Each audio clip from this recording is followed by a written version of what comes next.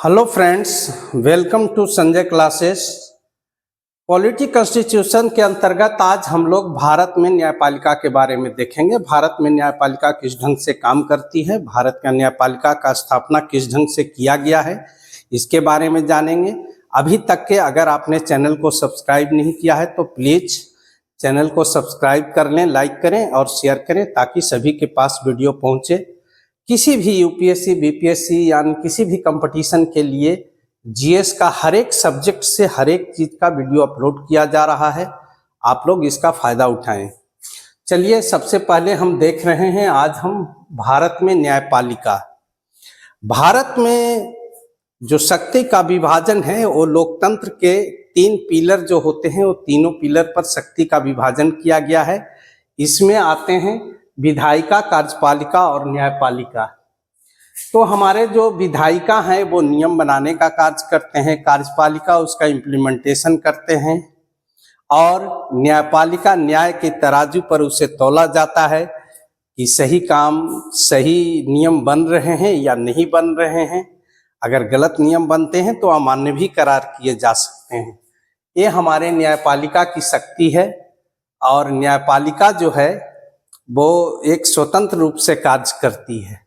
तीनों के मध्य counter balance किया गया है ताकि कोई भी निरंकुश सत्ता जो है वो स्थापित न हो सके, इसीलिए तीनों के बीच में जो है शक्ति का विभाजन किया गया है। चलिए देखते हैं। भारत के न्यायपालिका जो है वो एकीकृत प्रकार की है जिसके शीर्ष पर उच्चतम न्यायालय स्थापित है। सबसे ऊपरी न्यायालय उच्चतम न्यायालय है। उच्चतम न्यायालय के नीचे में उच्च न्यायालय हैं जो सामान्यतः राज्यों में स्थापित हैं। उसके नीचे अधीनस्थ न्यायालय हैं जो जिला और सब डिवीजन स्तर पर भी होते हैं। उसके नीचे में पंचायत न्यायालय हैं, ग्राम कचहरी जिसको कहते हैं, जहाँ पर सरपंच और पंच हुआ करते हैं जो न्याय का कार्य करते हैं। जिला स्तर पर जो जिला न्यायालय होता है इसका अध्यक्ष जिला एवं सत्र न्यायाधीश होते हैं। आगे देखते हैं हम लोग। इसके अतिरिक्त देश में अनेक अधिकरण, ट्रिब्यूनल्स हैं तथा आयोग स्थापित किए गए हैं जो विवादों को हल करने में महत्वपूर्ण भूमिका निभाते हैं। बहुत सारा ट्रिब्यूनल्स बनाए गए हैं, आयोग जैसे मानवाधिकार आयोग है, सूचना आयोग है, बहुत तरह के आयोग, राष्ट्रीय SC ST आयोग है, अल्पसंख्यक आयोग है, महिला आयोग है, बहुत सारे आयोग भी बनाए गए हैं जो विवादों को हल करने में महत्वपूर्ण भूमिका निभाते हैं। भारतीय न्यायपालिका संविधान की रक्षक के रूप में कार्य करता है। संविधान के विरुद्ध कोई भी प्रावधान न्यायालय द्वारा अमान्य किए जा सकते हैं। बहुत बड़ी शक्ति न्यायपालिका के पास कि अगर संविधान के विरुद्ध कोई कार्य हो रहा है तो उसे अमान्य या निरस्त किया जा सकता है। चलिए, इसके आगे हम लोग देखते हैं कि भारत की न्यायपालिका की क्या क्या स्वतंत्रता है। आज हम लोग मेन ये चीज देखेंगे कि स्वतंत्र न्यायपालिका जो अमेरिकी संविधान से भारतीय संविधान में अडॉप्ट की गई थी, उसके लिए भारतीय संविधान में क्या क्या प्रोविजन किए गए हैं ताकि हमारे न्यायपालिका की स्वतंत्रता बरकरार रहे, इस पर किसी का हस्तक्षेप न हो, इसके लिए क्या क्या प्रोविजन किए गए हैं हमारे संविधान में न्यायपालिका से संबंधित, इसके बारे में हम लोग देखेंगे। सबसे इम्पोर्टेंट चीज है, न्यायपालिका को स्वतंत्र रूप से कार्य करने के लिए संविधान में निम्नलिखित विभिन्न प्रावधान किए गए हैं। पहला, उच्चतम न्यायालय में उच्च न्यायालय के न्यायाधीशों के नियुक्ति का अधिकार राष्ट्रपति को दिया गया है। यह इंपॉर्टेंट है, राष्ट्रपति ही इसको नियुक्त कर सकते हैं, लेकिन राष्ट्रपति को न्यायाधीशों को हटाने का अधिकार नहीं दिया गया है। यानी एक बार जो न्यायाधीश बन गए उनको राष्ट्रपति अपनी मनमर्जी से हटा नहीं सकते हैं। हटाने की प्रक्रिया बदल जाती है। न्यायाधीशों को हटाने के लिए महाभियोग की प्रक्रिया लानी पड़ती है। जिस तरह से राष्ट्रपति को हटाने के लिए महाभियोग होता है उसी तरह ये भी होता है। प्रोविजन भी वही है, दोनों सदनों के बहुमत होनी चाहिए, साथ ही उपस्थित सदस्यों का 2/3 बहुमत से पारित होने के बाद ही किसी भी न्यायाधीश को हटाया जा सकता है। इसलिए किसी भी न्यायाधीश को हटाना इतना आसान नहीं है। एक बार अगर नियुक्त हो गए तो स्वतंत्र रूप से वो कार्य करेंगे, उस पर किसी तरह का कोई हस्तक्षेप नहीं होगा। ये बहुत ही इम्पोर्टेंट प्रोविजन किया गया है। दूसरा, सर्वोच्च तथा उच्च न्यायालय के न्यायाधीशों की नियुक्ति में यह अपेक्षा की गई है राष्ट्रपति को कि उच्चतम न्यायालय के मुख्य न्यायाधीश से परामर्श करनी चाहिए तथा वरीयता दी जानी चाहिए, और नहीं तो फिर कारण बताया जाना चाहिए।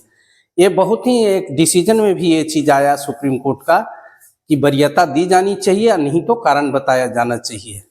ये इम्पोर्टेंट है। अब इससे होता है क्या कि राष्ट्रपति भी निरंकुशता के साथ में किसी को भी उठा करके आप न्यायाधीश नहीं बना सकते। इसके लिए जो निर्धारित प्रक्रिया अपनाई गई है, जो योग्यता निर्धारित है, वो पूरा होना चाहिए। साथ ही उसमें हर तरह के वरीयता या फिर मुख्य न्यायाधीश के परामर्श को ध्यान में रखना होगा। तीसरा है, न्यायाधीशों के वेतन एवं सेवा शर्तों को कार्यकाल के दौरान कम नहीं किया जा सकता। यानी आप उसको दंडित नहीं कर सकते हैं, आप इससे दबाव नहीं बना सकते हैं कि आपका वेतन कम हो जाएगा या उनका वेतन भत्ते या किसी तरह की सुविधाओं में कमी कर दी जाएगी। ये कार्यपालिका के बस की बात नहीं है, क्योंकि ये संविधान में ही वर्णित है कि उनकी सेवा शर्त या वेतन को कार्यकाल के दौरान कम नहीं किया जा सकता है। फिर आता है उच्चतम, चौथा है उच्चतम न्यायालय और उच्च न्यायालय के न्यायाधीश पदमुक्त होने के बाद कोई वैसा पद धारण नहीं कर सकते। वैसे आयोगों वगैरह में बनाया जाता है, आयोग जो न्याय से रिलेटेड है वहां पर इनको पोस्ट दी जाती है, लेकिन कोई लाभ के पद इस तरह का धारण नहीं कर सकते जो प्रलोभन में वो अपने निर्णय को प्रभावित कर सकते हो। इसीलिए इनको किसी भी पद धारण करने से मनाही है। साथ ही अपने से निम्न न्यायालयों में वो वकालत भी नहीं कर सकते। ये सब रोक है ताकि वो उनकी निष्पक्षता पर कोई संदेह न रहे। पांचवा है, इन न्यायालयों का पृथक संस्थापन तथा प्रक्रिया होती है जिसे न्यायालय द्वारा ही विनियमित किए जाते हैं। न्यायालय की जो अपनी प्रक्रिया है, इस प्रक्रिया में बाहरी हस्तक्षेप स्वीकार्य नहीं है। यानी न्यायालय ही इसके लिए अपना नियम कानून बनाती है और उसी पर इम्प्लीमेंटेशन होता है। कोई बाहरी हस्तक्षेप इसमें मंजूर नहीं है, इसीलिए वो स्वतंत्र रूप से कार्य करने में सक्षम हो पाती है। आगे देखते हैं, न्यायाधीशों के वेतन भत्ते भारत के संचय निधि पर भारित होते हैं। यानी इनका वेतन भत्ते के लिए किसी आवंटन की जरूरत नहीं होती है। जिस तरह से राष्ट्रपति का वेतन भारत के संचय निधि पर भारित है, उसी तरह से इन न्यायाधीशों के वेतन और भत्ते भी जो होते हैं वो भारत के संचित निधि पर भारित होते हैं।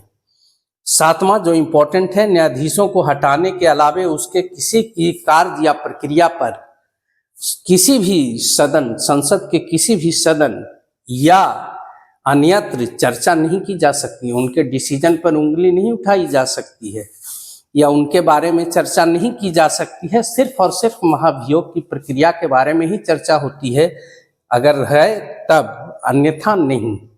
ये बहुत ही, इस तरह से हम देखते हैं कि भारत में एक स्वतंत्र रूप से कार्य करने की न्यायपालिका के लिए जो प्रोविजन चाहिए थे वो प्रोविजन हमारे संविधान ने बना करके रखे हैं, ताकि न्यायपालिका का सर्वोच्चता क्या कहें, संसद की भी सर्वोच्चता होती है, लेकिन न्यायपालिका उसको काउंटर बैलेंस करने में कहीं से भी पीछे न रहे।